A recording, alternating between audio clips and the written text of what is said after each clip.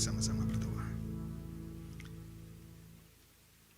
Biarlah anugerah-Mu itu membuat kami semakin terpesona Tuhan. Dan biarlah anugerah itu boleh menembus ke dalam kedalaman diri kami, ke dalam seluruh aspek hidup kami Tuhan. Sehingga ketika kami menjalani hidup ini, orang boleh melihat anugerah-Mu yang begitu ajaib. Biarlah pada pagi hari ini sekali lagi firman-Mu yang berbicara kepada setiap kami. Tuntunlah kami, bimbinglah kami Tuhan. Di dalam nama-Mu Tuhan kami Yesus Kristus kami berdoa. Amin. Silakan duduk Bapak Ibu yang dikasihi Tuhan.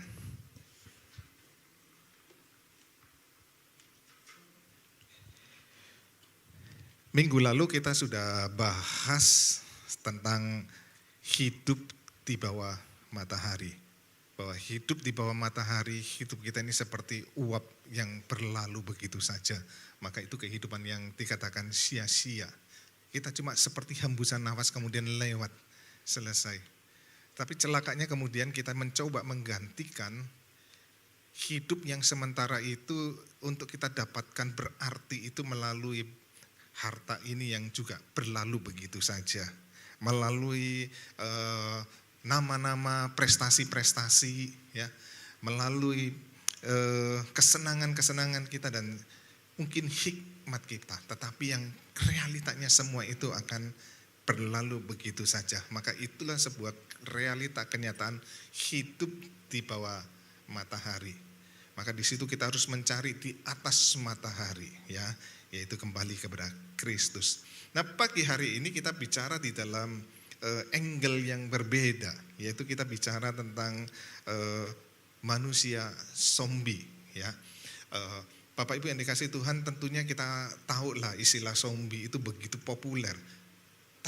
Dan sampai sekarang masih populer, karena apa? Itu dibuat film begitu banyak dari tahun berapa?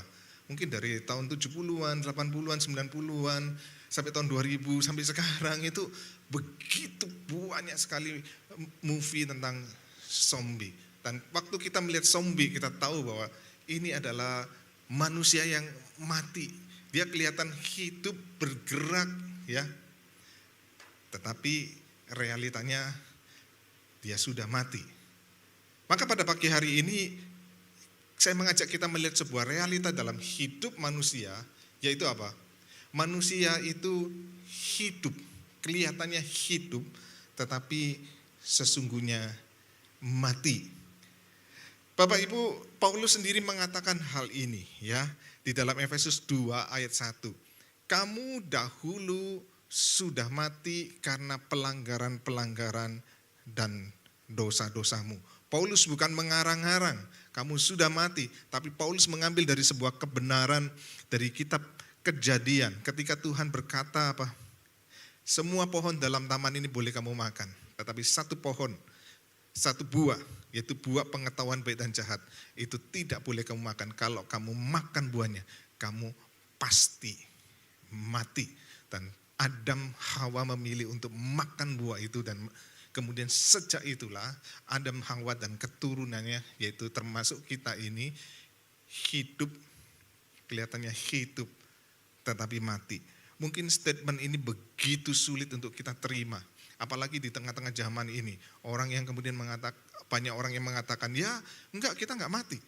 Kita ini mungkin lah, secara rohani itu cuma kita ini cuma sakit, ya. Manusia itu cuma sakit. Atau kemudian ada orang yang berkata, ya manusia itu cuma persoalannya mereka terjebak dalam energi negatif, maka perlu energi negatif itu diganti dengan energi positif. Tapi realitanya apakah begitu?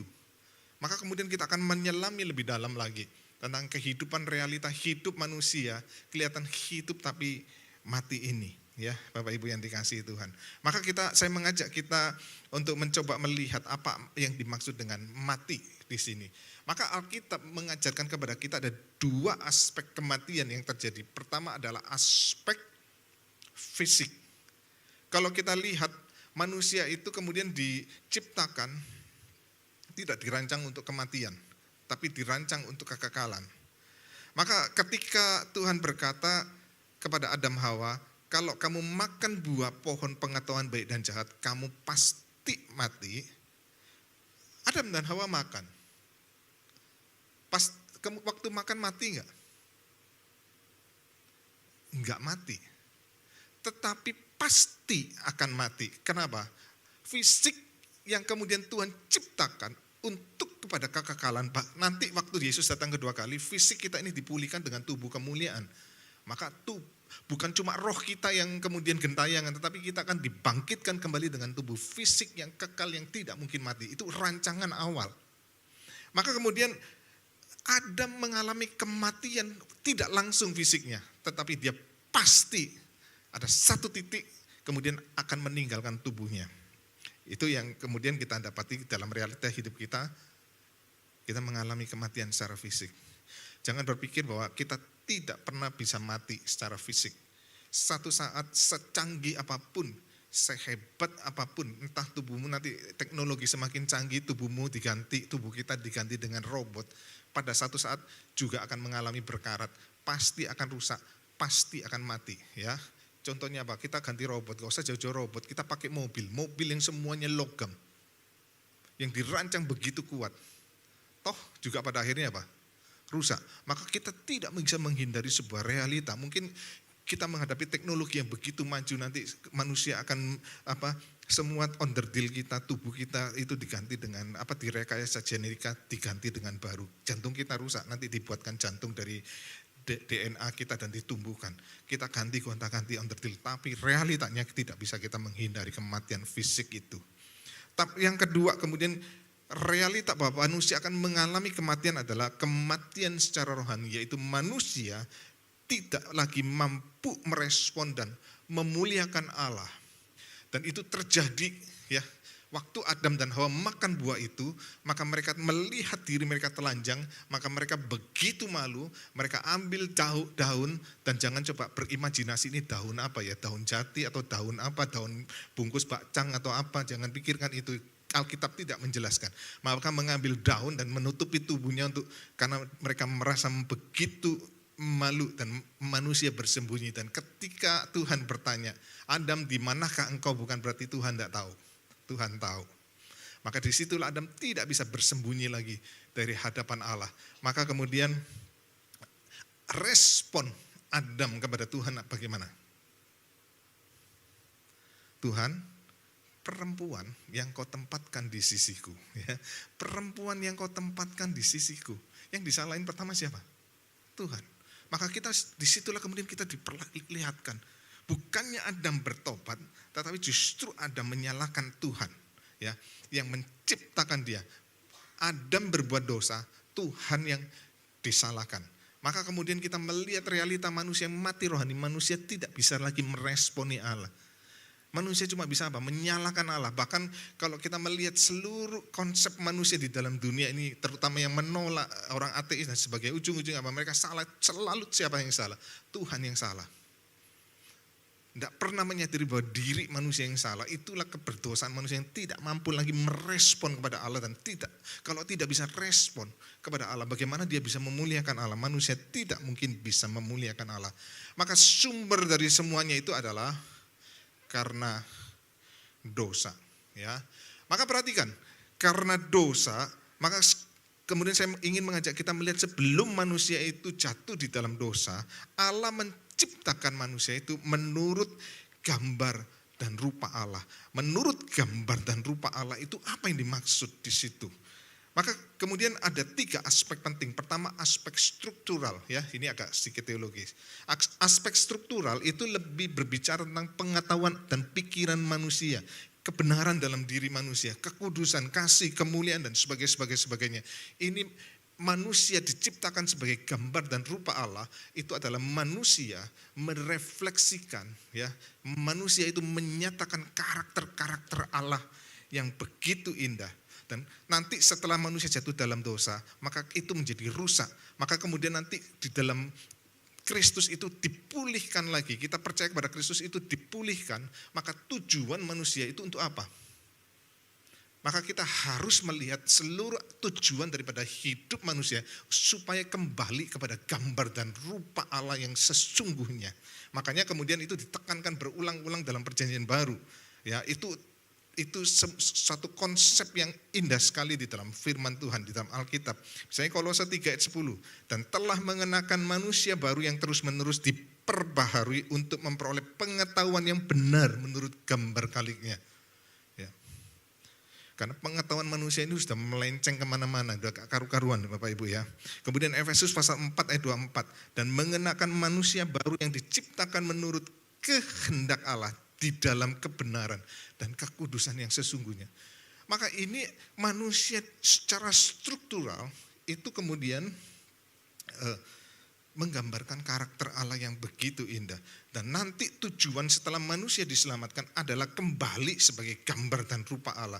Nanti bahkan di dalam tujuan pendidikan, di dalam kita orang tua mendidik anak adalah bagaimana membawa anak ini mengenal Kristus dan gambar dan rupa Allah ini dipulihkan. Ini adalah tujuan ya. Kemudian disitulah nanti shalom akan nampak, akan terjadi ya. Di dalam sekolah-sekolah pendidikan Kristen itu kembali karakter yang dibentuk. Maka kalau tujuan cuma knowledge aja tanpa berbicara pembentukan karakter, maka itu ada satu tujuan yang keliru. Dan tujuannya karakter adalah kembali manusia itu sebagai gambar rupa Allah. Aspek struktural Bapak Ibu yang dikasih Tuhan. Yang kedua adalah aspek fungsional. Ada tiga aspek fungsional. Menyembah Allah itu relasi dengan Allah. Kemudian relasi kasih dengan sesama dan menguasai bumi ya. Maka kalau kita melihat dalam Kejadian 2 ayat 16 sampai 18, lalu Tuhan Allah memberi perintah ini kepada manusia. Semua pohon dalam taman ini boleh kau makan buahnya. Artinya manusia diberi kuasa atas alam, berkuasa atas alam. Tetapi pohon pengetahuan yang baik dan jahat itu janganlah kau makan buahnya. Ada sebuah panggilan manusia, dipanggil manusia diciptakan untuk taat dan menyembah kepada Allah. Makanya kemudian waktu manusia ditempatkan di dalam Taman Eden, manusia itu ditempatkan untuk mengusahakan dan memelihara. Kata mengusahakan itu dari kata hamba, dari kata budak, dari kata pelayan. Bukan berarti manusia menjadi budaknya Taman Eden, tetapi di situ manusia menjadi hamba daripada Allah. Maka ini ada sebuah konsep yang penting. Manusia sebagai gambar rupa Allah, dia harus menyembah dan taat kepada Allah. Kemudian relasi kasih, ya tadi dan menguasai relasi kasih. Maka Tuhan berkata, Tuhan Allah berfirman, tidak baik kalau manusia itu seorang diri saja. Aku akan menjadikan penolong baginya yang sepadan dengan dia. Ada sebuah relasi yang begitu indah yang Tuhan nyatakan di dalam relasi manusia. Ya, disitulah kemudian aspek fungsional manusia itu diciptakan untuk menyembah Allah, untuk berelasi dalam kasih, untuk menguasai dan memelihara bumi. Ya, itu adalah bagaimana manusia dipanggil menyatakan shalom daripada Allah. Yang ketiga, manusia sebagai gambar dan rupa Allah ini sebelum jatuh dalam dosa. Maka kemudian manusia itu punya aspek fisik dan roh. Dan Tuhan ciptakan di dalam rancangan tadi yang saya katakan itu bersifat kekal. Ya. Kejadian 2:7, ketika itulah Tuhan Allah membentuk manusia itu dari debu tanah dan menghembuskan nafas. Nafas itu ruah. Tuhan itu memberikan roh ke dalam nafas, ke dalam diri manusia. Dan manusia itu menjadi makhluk yang hidup. Dan di dalam rancangan makhluk hidup itu Tuhan menciptakan begitu sempurna, begitu baik. Dan kemudian kalau kita baca dalam Pengkhotbah, Tuhan itu menciptakan kekekalan dalam hati manusia, dalam diri manusia. Maka disitulah kemudian Tuhan merancangkan manusia bukan untuk berlalu begitu saja. Bukan seperti hembusan nafas yang kemudian kita hembuskan, kemudian hilang lenyap. Bukan. Tetapi sesuatu yang indah, yang bersifat kekal. Tetapi what happens apa yang terjadi setelah manusia jatuh dalam dosa?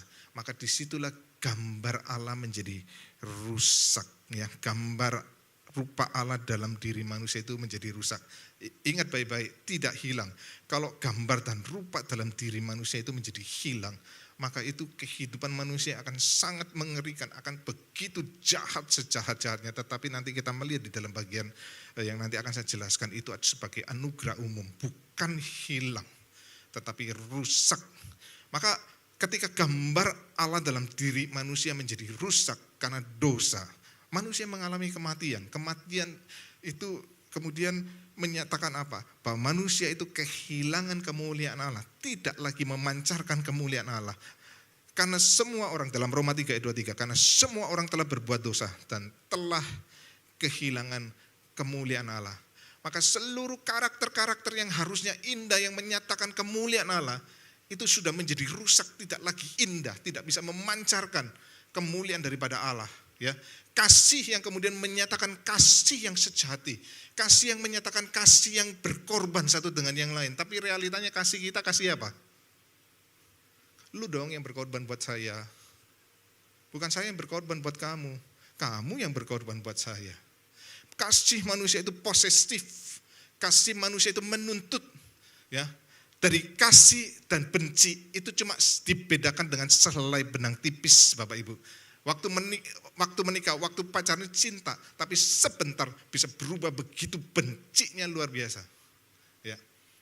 Kadang-kadang ironis sekali dalam hidup manusia itu ya, kalau kita melihat, tidak ada kemuliaan lagi, nggak ada kemuliaan lagi yang kemudian nampak di sana Bapak Ibu yang dikasihi Tuhan. Maka kita melihat rela kemudian apa yang nampak? Kekudusan manusia. Kekudusan kemudian menjadi sesuatu yang relatif dalam hidup manusia. Ya. Dan apalagi dalam zaman ini. Wani piro. Kebenaran diukur dengan wani piro. Ya. Berani bayar berapa? Itu sebuah realita dalam hidup manusia. Pengetahuan manusia bukan lagi pengetahuan untuk memuliakan Allah, tapi pengetahuan untuk kesombongan daripada hidup manusia. Karena dosa. Maka karakter-karakter yang Allah yang begitu indah itu tidak lagi bisa memancarkan kemuliaan Allah. Yang kedua adalah apa yang terjadi setelah manusia jatuh dalam dosa. Maka manusia itu kemudian mengalami kecenderungan untuk terus berbuat dosa. Roma 1 ayat 32 mengatakan, sebab walaupun mereka mengetahui tuntutan-tuntutan hukum Allah, manusia tahu kok yang benar yang mana. Yaitu bahwa setiap orang yang melakukan hal-hal demikian patut dihukum mati. Mereka bukan saja melakukannya sendiri, tetapi mereka juga setuju dengan mereka yang melakukan. Inilah keanehan daripada manusia, kontradiksi dalam hidup manusia. Manusia tahu apa yang benar, tetapi justru tahu yang benar untuk kemudian dilanggar. Maka kemudian manusia itu bikin aturan untuk apa? Untuk manusia langgar. Betul enggak? Manusia itu hebat sekali. Ya sudah bikin aturan yang sedemikian ketat, udah dijaga, udah begini dan begitu, tetap aja bisa lolos. Itulah natur daripada manusia. Manusia itu kecenderungannya itu kemudian tuh ditarik terus kepada dosa. Ya. Saya itu 2 kali di dalam sejarah pelayanan saya bikin tata laksana dan tata gereja. Ya. Pertama bikin 5 tahun. Kita bikin hampir setiap minggu rapat, undang dosen dari saat, undang orang-orang yang ngerti dan sebagainya. Kita bikin kita ini. Begitu ditok disahkan, apa yang terjadi? Kemudian apa? Masukkan laci, selesai. Enggak dipakai. Disahkan tapi untuk tidak dipakai. Itulah natur daripada manusia. Kecenderungan natur kita apa? Semakin kita ada aturan, semakin kita mau lawan aturan itu. Ya. Yang kedua saya juga bikin sama, hampir 3 tahun, 2 tahun atau 3 tahun bikin. Tapi ternyata ya sama saja Bapak Ibu ya. Ada aturan untuk apa? Kemudian dilanggar, justru untuk tidak dilakukan. Itulah kecenderungan manusia, itu natur kita di dalam keberdosaan kita. Kita tidak mampu lagi untuk taat. Ketaatan kita kalau itu sesuai dengan kepentingan kita, maka kita akan buka aturan-aturan itu. Kita akan berusaha laksanakan aturan itu. Kalau itu sesuai dengan kepentingan kita. Kalau tidak sesuai kepentingan kita, walaupun ada tertulis, kita akan lawan mati-matian. Bapak Ibu, ini natur manusia yang mengerikan sekali di dalam kematian manusia. Tidak mampu lagi manusia untuk taat kepada Tuhan. Tuhan memberikan aturan yang the best, yang terbaik. Tetapi justru manusia itu begitu luar biasa sekali ya untuk melawan terus. Yang ketiga, di dalam rusaknya gambar dan rupa Allah itu, sebenarnya itu menyatakan kematian bukan hanya fisik tapi kematian rohani, adalah rusaknya relasi manusia dengan Allah, sesama dan alam. Maka kemudian manusia seakan-akan mencari Allah, tapi bukan Allah menurut kebenaran sesungguhnya. Secara objektif siapa dia, Allah yang sejati, tetapi Allah menurut pikiran daripada manusia sendiri. Relasi dengan sesama manusia begitu rusak. Ya. Orang yang saling mengasihi bisa kemudian saling membenci. Suami istri yang seharusnya yang paling dekat, hubungan yang paling intim di muka bumi ini adalah hubungan apa? Suami istri. Karena hanya dikatakan suami istri menjadi satu daging. Relasi yang lain tidak pernah dikatakan satu daging, satu tubuh. Hanya relasi suami istri satu tubuh, tetapi relasi satu tubuh itu ternyata tidak mudah. Ternyata manusia begitu gampang, bahkan suami istri saling melukai satu dengan yang lain. Ya, saya pernah banyak peristiwa dalam hidup saya itu saya bisa terkejut melihat perilaku daripada manusia, termasuk dengan diri saya sendiri mungkin juga. Suami istri menikah, ulang tahun yang ke-20 pernikahan, duduk merayakan ulang tahun pernikahan. Suami berkata apa? Istriku, kita sudah menikah 20 tahun, tapi baru sadar kalau saya tidak cinta kamu, ya. Ternyata sekarang saya menemukan cinta sejati saya dengan perempuan lain. Saya kadang-kadang bingung Bapak Ibu, kenapa? Kalau lu enggak cinta sama istrimu, kok bisa punya 2 anak ya? Dari mana anak itu? Enggak cinta, enggak nafsu kan? Kok bisa? Tapi itulah relasi manusia yang begitu di dalam dosa, kematian itu sudah rusak, sedemikian rusaknya. Manusia menempatkan alam itu begitu unik, menguasai tapi sekaligus mengeksploitasi. Tapi sekaligus alam itu menjadi berhala dalam hidupnya. Maka apa yang penting di dalam hidup manusia zaman ini? Ya. Bukankah uang dan sebagainya. Maka kalau saya masih ingat tahun 95 saya praktek 1 tahun di Selat Panjang. Selat Panjang itu sebuah pulau kecil yang waktu itu saya cari di peta, saya enggak ketemu. Di mana itu, cuma satu kecil titik. Ya. Tapi sekarang sudah maju sekali. Dan waktu itu siarannya bukan kita nangkapnya karena lebih dekat ke Singapura daripada dekat ke Indonesia. Siaran yang kami lihat siaran dari Singapura, dan pada waktu itu tren apa? Di Singapura 5C. Ternyata saya pernah baca sebuah buku, saya lupa buku apa itu. Ternyata itu juga dikupas juga. 5C. Ya. Apa? Credit card, cash money, karir, car, kondominium, ya. Itu yang menjadi ukuran seseorang itu berhasil dalam hidupnya. Alam yang seharusnya dibawa manusia, sekarang alam itu di atas daripada manusia. Tetapi sekaligus manusia yang harusnya menguasai, tapi sekaligus merusak, menghancurkan. Makanya kemudian Bapak Ibu pertanyaannya penting, kira-kira kita bisa tinggal di bumi ini bisa ditinggalin berapa tahun lagi? Maka ini sebuah pertanyaan penting. Saya bersyukur sekarang usia 53 tahun ini 54. Berarti waktu saya semakin singkat. Betul ya? Makanya nyanyinya bukan panjang umur nantinya ya.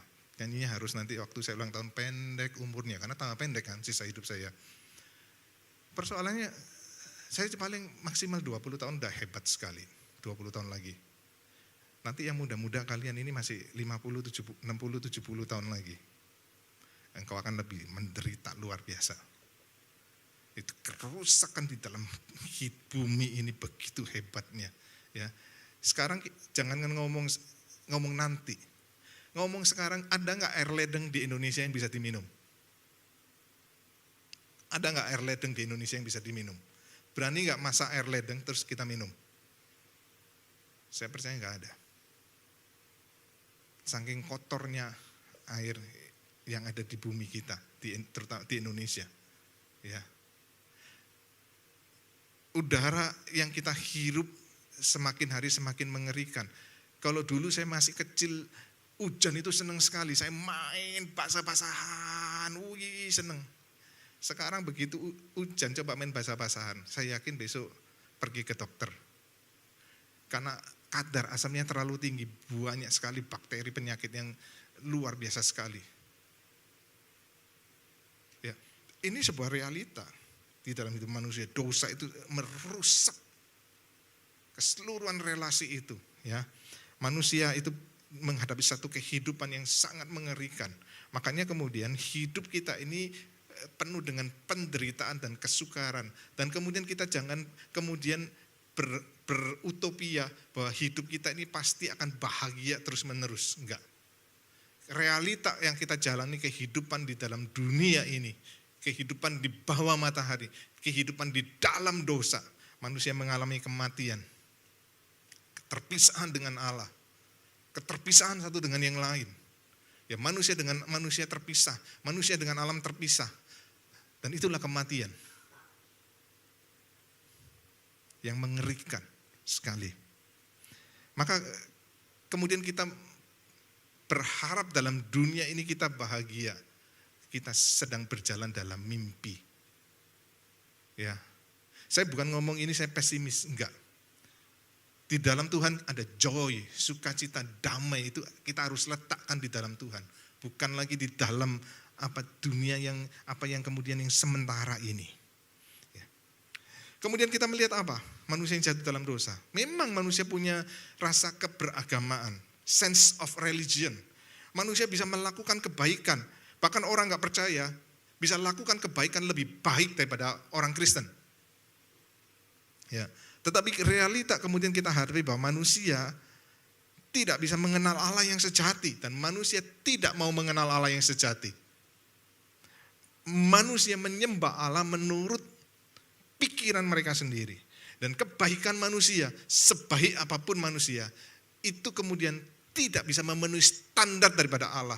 Kebaikan-kebaikan manusia itu selalu akan punya sisi positif, tapi juga sisi negatif. Orang yang hidup penuh kasih, wah begitu luar biasa, penuh baik, belas kasihan, tetapi satu sisi dia hidupnya terlalu kompromi. Betul nggak? Satu sisi ada orang yang mau begitu memegang peraturan, baik nggak? Baik. Tapi satu sisi terlalu dingin dan terlalu keras. Kita ini selalu hidup kita ini kayak kontradiksi.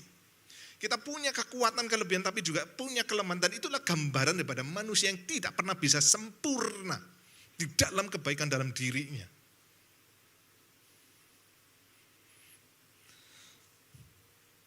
Inilah realita yang kita hadapi, ya Bapak Ibu yang dikasihi Tuhan. Maka Roma 1 ayat 21-23 mengatakan, sebab sekalipun mereka mengenal Allah, mereka tidak memuliakan Dia sebagai Allah atau mengucap syukur kepadanya. Sebaliknya pikiran mereka menjadi sia-sia dan hati mereka yang bodoh menjadi gelap.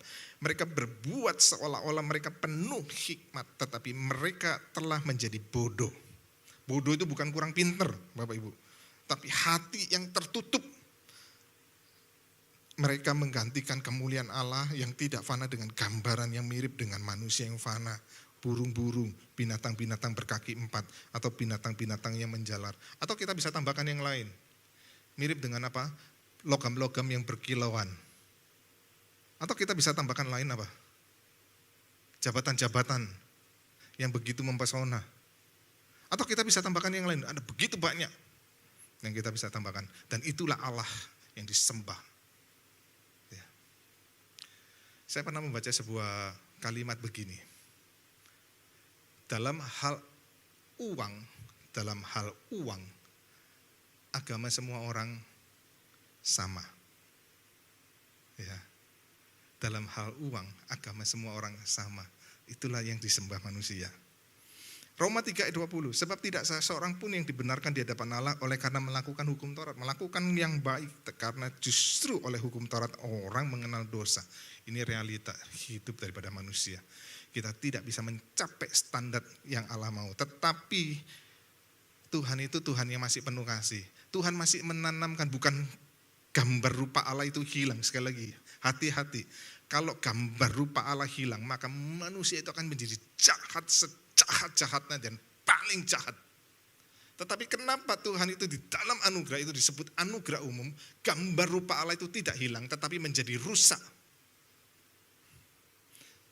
Supaya manusia tidak tambah jahat. Karena di dalam gambar yang rusak memang tidak lagi bisa memuliakan Allah. Memang manusia terpisah, terputus dari Allah. Manusia tidak bisa merespon Allah. Tetapi di dalam diri manusia masih ada kebaikan. Ya, supaya manusia tidak tambah jahat, tidak tambah kejam. Ya, maka disitulah kemudian kita masih melihat, tetapi itu tidak mampu membawa manusia untuk berespon kepada Allah. Artinya manusia secara hati di dalam seluruh aspek hidup manusia mati, Bapak Ibu yang dikasihi Tuhan. Maka pertanyaannya bagaimana kita yang mati, manusia yang mati bisa hidup? Bagaimana manusia yang mati bisa hidup? Yang pasti tidak mungkin manusia mati bisa bangkitkan dirinya sendiri, betul nggak? Nggak ada dan tidak mampu. Maka harus yang dari luar yang membangkitkan, yaitu yang pencipta, yang maha kuasa, itu yang sanggup untuk menghidupkan, yaitu siapa? Roh Kudus. Roh Kudus itu yang bisa membangkitkan hati manusia yang mati. Ya. Makanya kemudian indah sekali di dalam Roma pasal 8 ayat 11 dan ayat 15 ya. Itu ayatnya keliru itu ya. Dan jika roh Dia yang telah membangkitkan Yesus dari antara orang mati diam di dalam kamu, maka Ia yang telah membangkitkan Kristus Yesus dari antara orang mati akan menghidupkan juga tubuhmu yang fana itu oleh rohnya. Yang dibangkitkan apa? Tubuh. Ya. Ayat 15 itu yang 11-nya dibuang aja itu ya. Sebab kamu tidak menerima perbudakan yang membuat kamu menjadi takut lagi, tetapi kamu telah menerima roh yang menjadikan kamu anak Allah. Oleh roh itu kita berseru ya Abba, ya Bapa. Kalimat yang kedua adalah apa? Tadi tubuh yang dibangkitkan, yang kedua hati dan roh yang sudah mati itu kemudian dibangkitkan sehingga bisa respon percaya kepada Kristus. Ya. Karya Roh Kudus itu yang menghidupkan. Dan Roh Kudus menghidupkan bukan asal menghidupkan, tetapi dikatakan apa? Selalu di dalam Kristus. Kristus yang sudah mengerjakan penebusan. Maka kalau kita baca Roma 8 ayat 2, roh yang memberi hidup telah memerdekakan kamu, dikatakan apa? Dalam Kristus dari hukum dosa dan hukum maut. Maka perhatikan Bapak Ibu, kalau kita mengerti ini, tidak mungkin kita manusia yang sudah mati, kita ini zombie, bisa membangkitkan diri kita sendiri, tidak mungkin. Makanya kemudian karya keselamatan itu bukan 50% usaha manusia, 50% usaha Allah, enggak ada. Tetapi 100% daripada karya Allah, karena kita tidak mampu untuk membangkitkan diri kita yang sudah mati. Maka itu 100% karya daripada Allah. Itu adalah 100% anugerah yang Tuhan berikan. Maka kalau di situ kita mengerti, kita akan tahu tidak ada satupun yang kita bisa banggakan di hadapan Allah di dalam hidup kita. Tidak ada satupun prestasi dan kehebatan yang kita bisa katakan ini Tuhan perhitungkan aku untuk bisa dibangkitkan. Tidak ada. Maka itu ada anugerah yang begitu besar, anugerah yang begitu indah. Dan karena karya Roh Kudus dalam Kristus yang menebus itulah, maka kita yang percaya bukan lagi orang-orang mati, tetapi kita orang yang hidup. Tidak ada jalan yang lain. tidak ada jalan yang lain. Maka di sini saya ingin coba kita yang nanti kan ada yang kelompok-kelompok kecil, coba pikirkan pertanyaan refleksinya ya. Walaupun kita sudah menerima anugerah keselamatan, mengapa hal ini tidak menjadikan kita lebih superior dibandingkan orang yang tidak percaya? Seringkali kita merasa, oh saya lebih hebat dari orang gak percaya. Really? Betulkah? Coba renungkan. Di mana kehebatan kita? Ataukah memang kita tidak lebih hebat? Kalau gitu, kenapa? Kita berkata kok kita tidak lebih superior dibandingkan orang yang gak percaya. Pertanyaan yang kedua, mengapa hal yang baik terjadi pada orang jahat? Tanggal 1 saya berkhotbah ya, itu ya tentang orang renungan tentang orang jahat. Kenapa kok orang jahat hidupnya tampak enak? Ya, maka engkau harus coba menggalinya dari anugerah umum. Coba waktu engkau memikirkan ini, engkau belajar tidak kecewa, tapi juga pikirkan bagaimana kemudian kalau ada orang yang bergumul dengan hal ini, engkau menjelaskan Kristus melalui anugerah umum. Coba itu menjadi sebuah pertanyaan yang kalian boleh diskusikan dalam kelompok kecil kalian. Tapi saya merindukan kita yang hadir. Ada mungkin juga yang tidak ikut kelompok kecil. Engkau boleh mengerti. Kalau kita ada, kita percaya Tuhan. Itu betul-betul karena anugerah. Bukan karena kita yang hebat. Bukan karena usaha kita. Tidak ada satu tetes pun, tidak ada satu titik pun andil kita untuk keselamatan kita. Itu semua 100% karya daripada Allah Tritunggal. Mari kita tundukkan kepala, kita berdoa. Biarlah firman-Mu yang indah itu Tuhan, berbicara dalam hati setiap kami, melihat begitu dahsyat anugerah-Mu dalam hidup kami Tuhan. Ajar kami untuk semakin hari semakin terpesona Tuhan, melihat anugerah-Mu. Bukan supaya kami bebas berbuat dosa lagi, tapi justru kami menyadari anugerah-Mu Engkau berikan Tuhan, supaya hidup kami yang tadinya gambar yang rusak itu, semakin hari semakin boleh dipulihkan, semakin serupa dengan Engkau, ya Allah Bapa, semakin serupa dengan Engkau, Tuhan kami Yesus Kristus. Bimbinglah setiap kami mohon pertolongan-Mu. Di dalam nama-Mu Tuhan kami Yesus Kristus, kami berdoa.